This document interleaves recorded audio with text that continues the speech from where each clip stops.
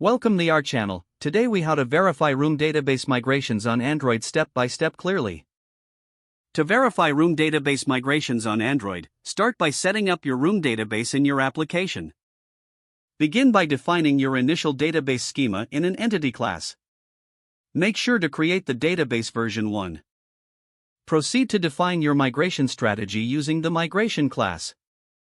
Implement the necessary methods such as migrate to handle schema changes. Ensure you have an updated entity class that reflects the new database schema.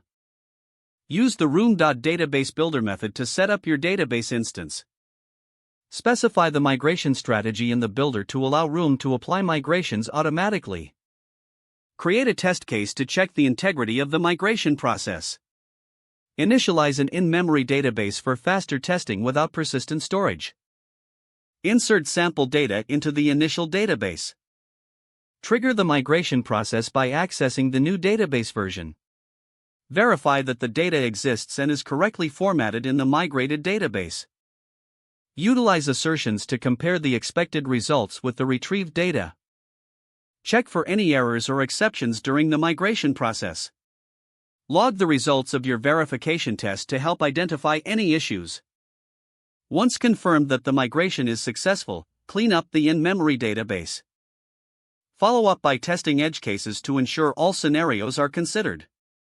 Repeat this process for each new migration you implement in your application. If the page does not load, refresh the browser or try again in a private or incognito window. Make sure you are using the correct email address, then retype it carefully to avoid small typos. If your password is not accepted, use the reset option and create a new strong password you can remember. Check your spam folder for verification or security emails, then complete any requested confirmation steps.